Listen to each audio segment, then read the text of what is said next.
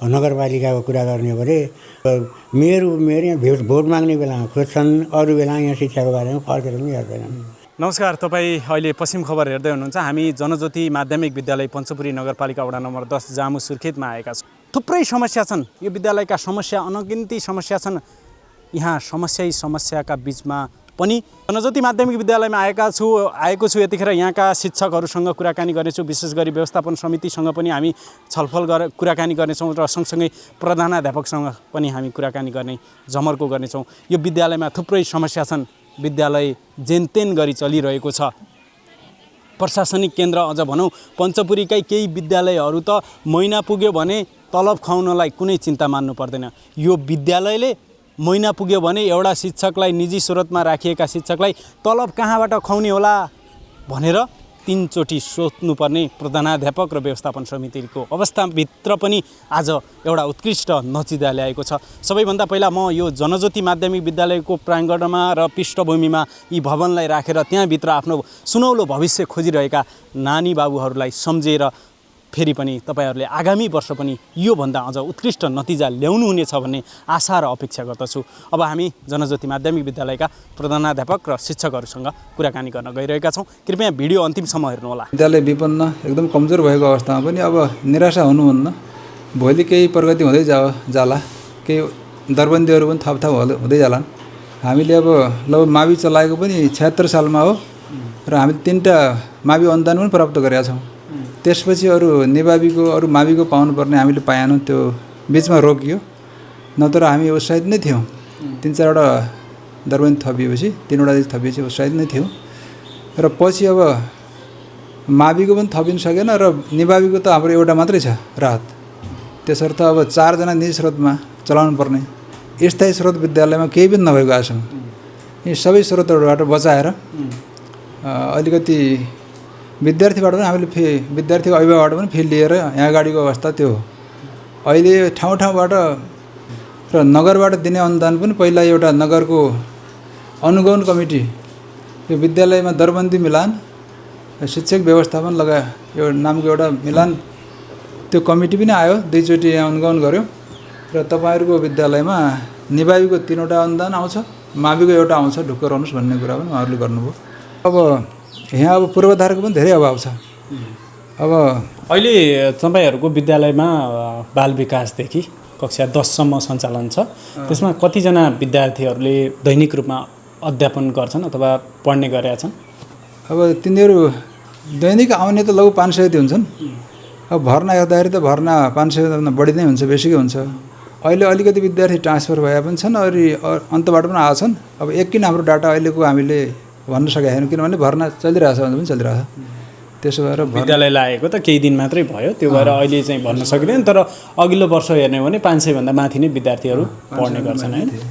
विद्यार्थी सङ्ख्या छ। र यो पूर्वाधारको कुरा गर्नुभयो, म अलिकति पूर्वाधारतिर पनि लागेँ। के छ पूर्वाधारको कुरामा? यसो हेर्दाखेरि कङ्क्रिटका भवनहरू खासै देखिँदैनन्। उयो पुराना जस्ताका छानाहरू भएका भवन छन् जहाँ विद्यार्थीलाई गर्मी हुने गर्छ, चिसोमा धेरै चिसो हुने गर्छ।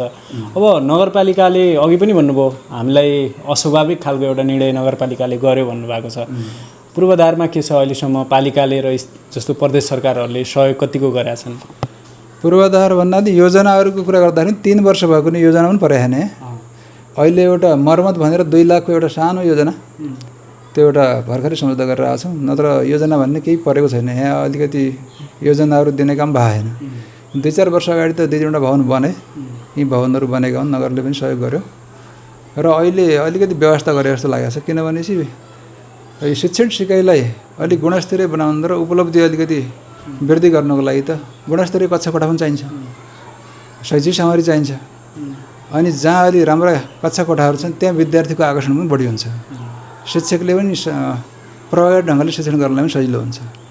हुन त भन्ने गरिन्छ पहिला अब रुख छानामानी पनि पढाएर पनि उपलब्धि भयो भनेर पनि भन्ने गर्छन्। तर पनि अब यो कक्षा कोठाहरू पूर्वाधारहरू राम्रो भएको जस्तो नराम्रो त भन्ने कुरा भएन। समय र परिवेश बदलिएसँगै त त्यो अनुसार अगाडि बढ्न नै पर्यो शिक्षालाई त्यसरी नै अगाडि लिने अहिले प्रविधिका कुराहरू आएका छन् एआईका कुरा आएका छन् अहिले चाहिँ विभिन्न विद्यालयहरूमा एआई प्रयोग गरेर पढाइन्छ प्रविधि प्रयोग गरेर पढाइन्छ स्मार्ट बोर्डहरू छ त्यो त समय सँगसँगै प्रविधि पनि बिस्तारै विकास हुँदै गएको अवस्था छ त्यसो भएर हाम्रो त एउटा पुस्तकालय पनि छ पुस्तकालय र प्रयोगशाला छ त्यो दुईटैलाई एउटा राख्नुपर्ने अवस्था भएको छ कि त्यो त छुट्टै हुनुपर्ने हो नि त पुस्तकालय अलग्गै हुनुपर्ने हो विद्यार्थी कहिले खाली समयमा त्यहाँ बसेर पुस्तक पढ्नुपर्ने वातावरण त्यो खालको हुनुपर्ने हो अनि पूर्वाधार अभावको कारणले त्यो भइरहेछ अनि विज्ञान प्रयोगशाला छ विज्ञान प्रयोगशाला पनि प्रयोगशालामा सामानहरू त छन् कोठा एकदम साँघुरो 10-12 जना भित्र गएपछि अरू बाहिर बसेर फेरि उनीहरू चेन्ज भएर त्यो हेर्नुपर्ने त्यस्तो खालको पूर्वाधार छ यो पूर्वाधारलाई धेरै हामीले पहल गऱ्यौँ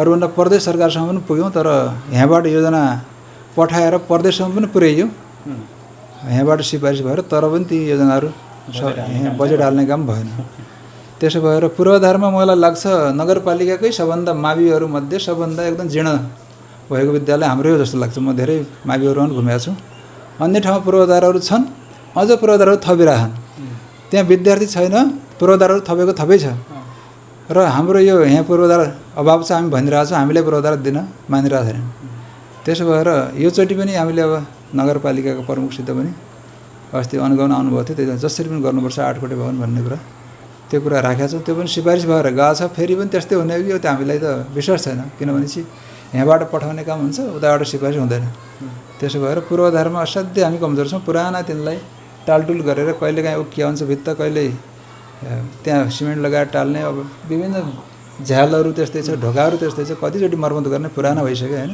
अब छाना टिनको छाना मुक्त गर्न सकेको छैन एउटा माध्यमिक विद्यालय हो त्यो हामीले लाजमर्दो विषय छ त्यसो भएर यहाँ सबै सरकारवालाले ध्यान दिएको भए त अब नगरपालिकाले पनि अलिकति राम्रो 8-10 कोठा भवन हालिदिएको भए हामीलाई केही पूर्वाधारको लागि समस्या हुन्थेन अरू कुरा यहाँ अब अग्लो ठाउँमा छ विद्यालय हावाहुरीको एकदमै डर हुने कि तलतिरबाट हावा चल्यो भने सबै छाना उडाएर लैजान्छ प्राइभेट सहित फालिदिन्छ त्यो हामीलाई यस्तो पीडा हुन्छ कि फेरि 10-15 दिनसम्म मरौत गर्न लाग्छ फेरि बजेट कहाँबाट त्यो सङ्कलन गर्ने कसरी गर्ने भन्ने समस्या आउँछ विद्यार्थीहरू फेरि रोकिमुनि पढाउनु पर्ने अवस्था हुन्छ त्यो भइरहेछ अहिलेसम्म यो वर्ष अहिलेसम्म दिएन भन्न सकिन्न जेठ असार आउनु आउँछ होइन प्रकृति हो जतिखेर पनि हुनसक्छ यो चाहिँ यतिखेर हुन्छ भन्ने छैन अब पूर्वाधारका कुरा पनि गर्नुभयो तपाईँले धेरै समस्या छ पञ्चपुरी नगरपालिकालाई म यहीँबाट आग्रह गर्न चाहन्छु 3 वर्षसम्म एउटा विद्यालयमा कुनै पनि बजेट नहाली कुनै पनि स्कुललाई व्यवस्था गरिन्छ भने यो निकै दुःखदायी कुरा हो र पञ्चपुरी नगरपालिकाको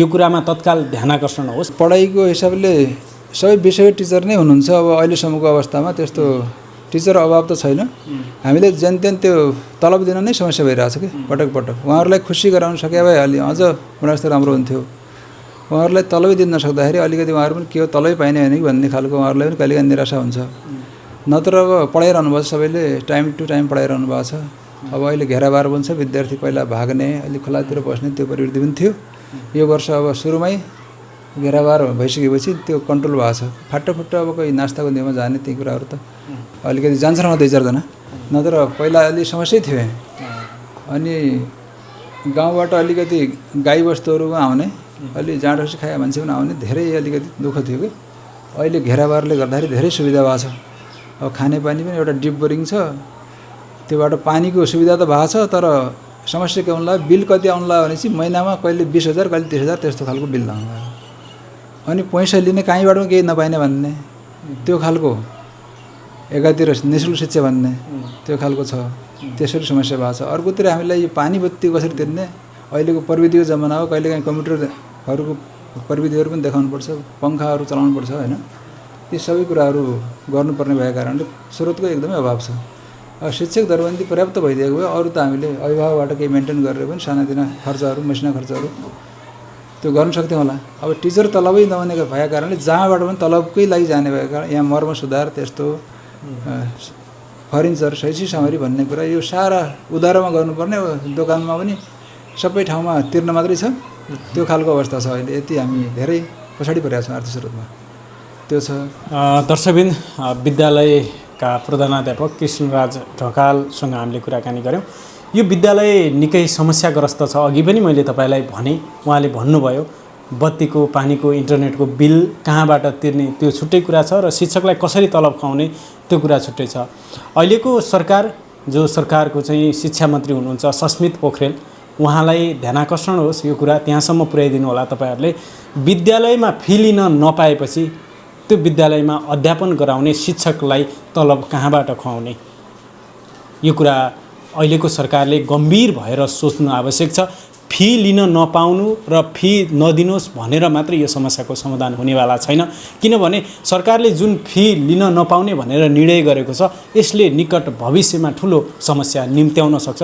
जहाँ फी लिन नपाएपछि होला कुनै विद्यालयले चर्को फी लगेको छ भने त्यहाँ नियमन गर्नुहोस्, तर न्यूनतम फी चाहिँ विद्यालयलाई दिनुपर्छ र त्यहाँबाट विद्यालयको चाहिँ जुन खालको शिक्षकलाई निजी स्रोतमा राखिएका शिक्षकहरूलाई तलब खुवाउनु पर्यो, विद्यालयको मर्मत सम्हार गर्नु पर्यो र सँगसँगै विद्यालयको कार्यालयहरू चलाउनका लागि अहिले विद्यालयसँग स्रोत केही पनि छैनन्। यस्ता खालका विद्यालय एउटा उदाहरणको रूपमा मैले बाहिर ल्याइरहेको छु। देशैभरि हजारौँवटा विद्यालय यस्तो अवस्थामा छन्।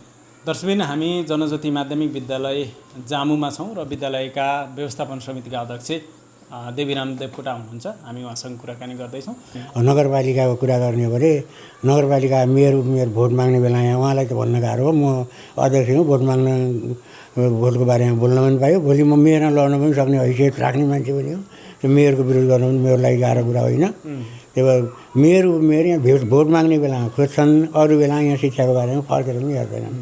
मैले 50चोटि गएर भने मलाई, मैले हिजो बिहान मात्र पनि फोन गरेको छु। 2 जना टिचर नगरपालिकाले नियुक्ति गरेको थियो। 2 जना मध्ये 2 जनाको तलब राख्नुहोस्, नियुक्ति दिनुहोस्, हामी जो निरन्तरता दिनुहोस्, हामी भुक्तानी दिन्छौँ भने 1 जनाको दिए, 1 जनाको दिएन। 1 जनाको अहिलेसम्म पनि हामीले तलब दिन सकेका छैनौँ। निजी स्वरूप उहाँको बाँकी नै छ, जो नगरपालिकाले राखेको। हाम्रो राखेका त हामीले भनेकै छैनौँ। अर्को राखेको मान्छे अब चैतको महिनासम्म थियो, योपालिबाट दिने हो होइन, ठेगानु भएन। अस्ति भर्खर उहाँले रिजाइन गर्नुभयो बाध्यताले, के गर्ने, हामीमा क्षमता थिएन।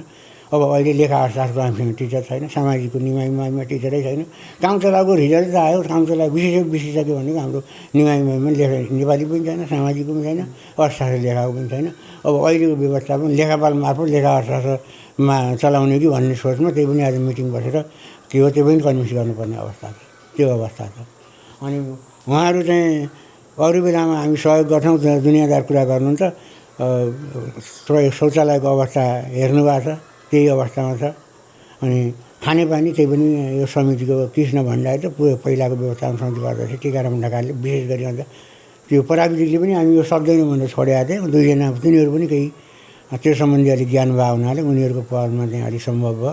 यो होस्टेल सञ्चालन गर्दा पनि दुःख भयो। विशेष गरी दुइटै बिचरा यहाँबाट गइसके। लेखापाल पहिला उहाँभन्दा अगाडि लेखापाल थिए यहाँ, उनले उच्च माविसम्म क्लास पनि लिन्थे, शेरबहादुर विकजी।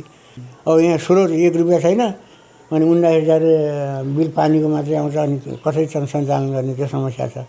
अनि निजी स्रोतबाट सरकार पनि कस्तो सरकार हो यो, अब छुट्टै खालको आएको सरकार। म यसलाई चाहिँ सरकार पनि मान्दैन। अब यसले चाहिँ भन्न निर्णय गर्न जाने छ, समस्या निकाल्न मात्रै जाने, समाधानको उपाय जान्दैन यो सरकारले। शुल्क नलिनु भन्दैन, शुल्क नलिएपछि पैसा कहाँबाट दिने, म यहाँबाट गराउ भनेर दिनु पर्दैन। सरकार भएपछि सरकारको त जिम्मेवारी होला नि। संस्था चलाएपछि यो संस्थालाई ल माविसँग निःशुल्क भने माविसँग फुलफुल दर पनि दिने कि नदिने, त्यो जिम्मा सरकारले नलिने, नगरपालिकाले नलिने। अनि यहाँबाट पैसाको अभिभावक नलिने मात्रै भनेर समस्या समाधान हुन्छ। हामी त अब यो त्यसको जे जिम्मा लिनुपर्छ, जहाँ जानुपर्छ त्यसको बारेमा कहाँ फेस गर्नुपर्छ गर्छु। अब पैसा अभिभावकबाट उठाउने हो। कुन जसरी पनि पढ्ने बच्चाका अभिभावक पैसा तिर्ने हो, भर्ना शुल्कको नाममा नलिए पनि अरू सहयोग शुल्क वा जे शुल्कको रूपमा भए पनि 6,10,000 रुपियाँभन्दा पहिलाको तिर्नु त कहाँबाट तिर्ने, मैले घर बेचेर तिर्ने हो र। सरहरूको पैसा तिर्नु पर्ला नि त।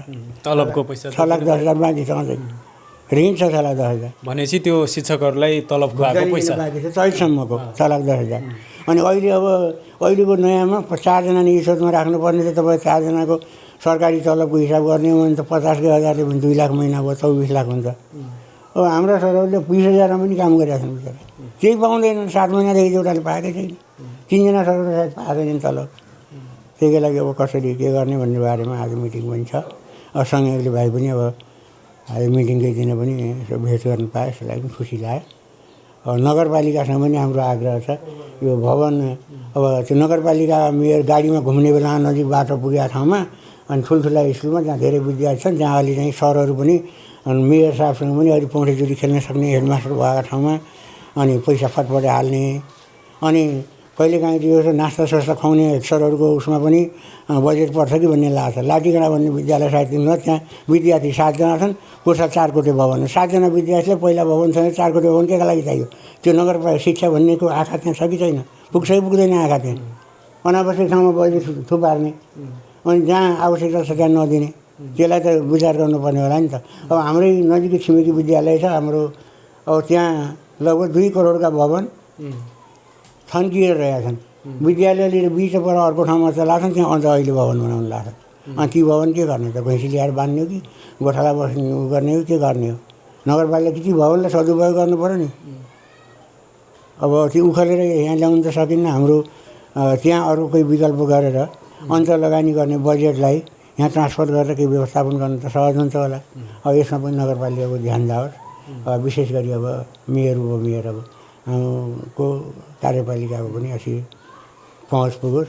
नगर शिक्षाले निर्णय गर्दाखेरि पनि अब कसैको भनसुनको भरमा नभइकन यो आवश्यकतालाई हेरेर समयसँग पुगेर गरोस् भन्ने कामना राखेको छु। अब दर्शकबिन, यो विद्यालयमा हामी आइरहँदा यति धेरै समस्या छन्। समस्याको जालोमा पनि यो विद्यालय चलिरहेको अवस्था छ र विशेष गरी पञ्चपुरी नगरपालिका तपाईले शिक्षामा गर्न खोज्नुभएको काम यस्ता खालका विद्यालयमा लगानी लाउनु। सरले अघि पनि भन्नुभयो, जहाँ 7 जना विद्यार्थी छन् त्यहाँ 4 कोठे भवन परेको छ। यो विद्यालयमा अझै पनि जस्ताको पातामा 39-40 डिग्रीको तापक्रममा विद्यार्थीले आफ्नो सुनौलो भविष्य कोर्दैछन्।